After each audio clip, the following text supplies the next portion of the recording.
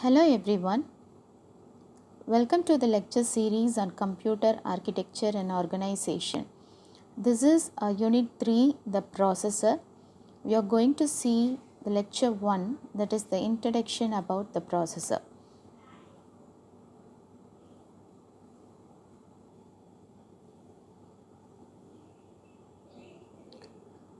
So implementation of the processor determines both the clock cycle time and the number of clock cycles per instruction. In the previous sections, we discussed that the performance of a computer is determined by three key factors that are instruction count, clock cycle time, and clock cycles per instruction.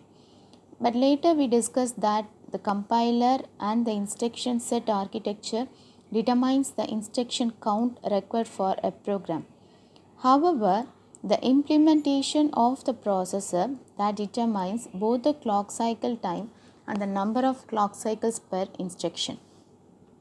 So here we are going to see about two different implementations of the MIPS instruction set. And a very basic MIPS implementation includes a subset of the core MIPS instruction set. Okay.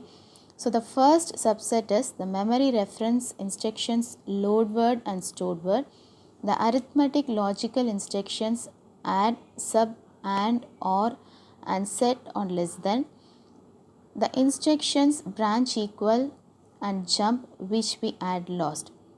So this subset does not include all the integer instructions, nor does it include any floating point instructions. However, it illustrates the key principles used in creating a data path and designing the control. So the implementation of the remaining instructions is similar. In examining the implementation, we will have the opportunity to see how the instruction set architecture determines many aspects of the implementation, and how the choice of various implementation strategies affects the clock rate and CPI for the computer. So many of the key design principles which we discussed in chapter 1, that is about that can also be illustrated by looking at the implementation, such as simplicity favors regularity. So in addition, most concepts used to implement the MIPS subset in this unit are the same basic ideas that are used to construct a very broad spectrum of computers, the computers that range from high performance servers to general purpose microprocessors to embedded processors. So this is the overview of the implementation. So many of the instructions will need to be implemented will be the same independent of the exact class of instruction. For every instruction, the first two steps are identical. One is we need to send the program counter to the memory that contains the code and fetch the instruction from that memory. And the second is that we need to read one or two registers using fields of the instruction to select the registers to read. For the load word instruction, we need to read only one register, but most other instructions require reading two registers. So the simplicity and the regularity of the MIPS instruction set simplifies the implementation by making the execution of many of the instruction classes similar. For example, all the instruction classes except jump use the arithmetic logic unit after reading the registers.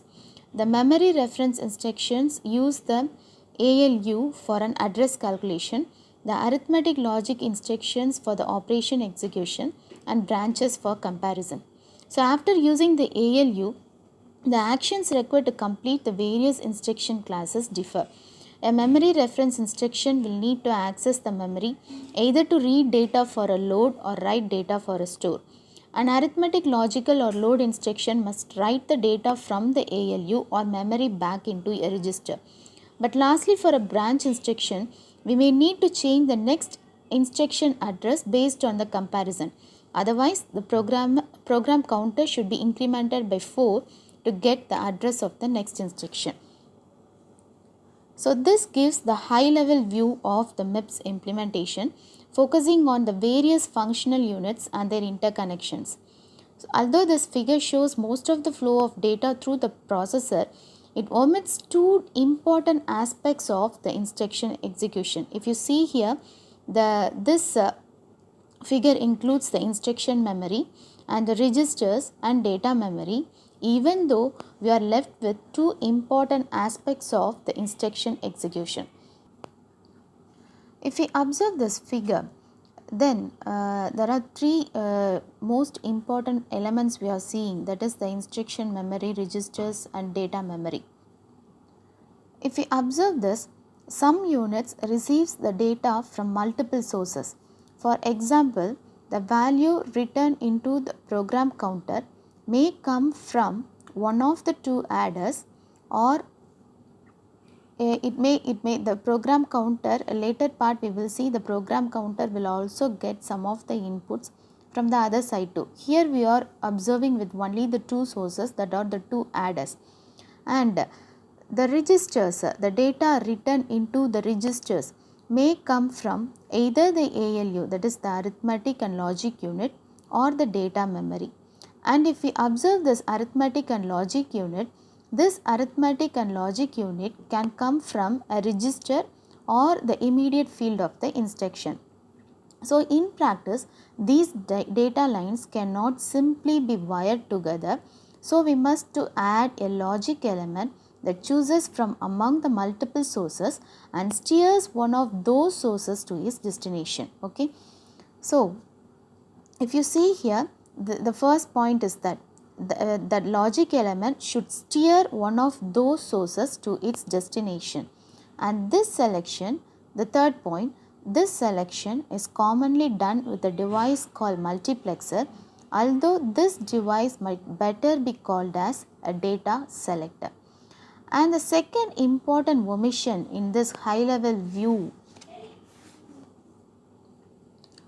of implementation is that several of the units must be controlled depending on the type of instruction. So that part is omitted here, that is the control unit part is omitted here. If you see in this example, in this figure, the data memory must read on a load as well as it should be written on a store instruction. The register file must be written only on the load or of an arithmetical logical instruction.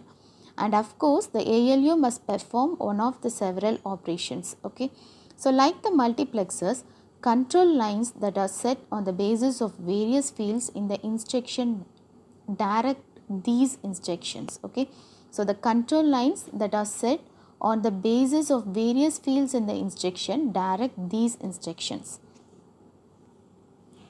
So if we add some data selectors and control units in this figure, then this high level abstraction view will change into somewhat understandable one.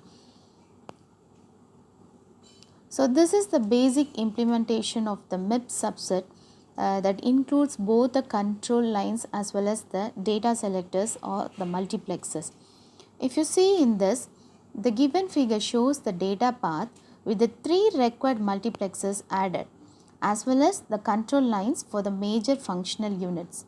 A control unit which has the instruction as an input is used to determine how to set the control lines for the functional units and two of the multiplexers. The third multiplexers, which determines whether the PC plus 4 or the branch destination address is written into the PC, is set based on the 0 output of the ALU, which is used to perform the comparison of a branch equal instruction. So the regularity and simplicity of the MIPS instruction set means that a simple decoding process can be used to determine how to set the control lines. So that's all about the introduction for the processor. Stay tuned. Thank you.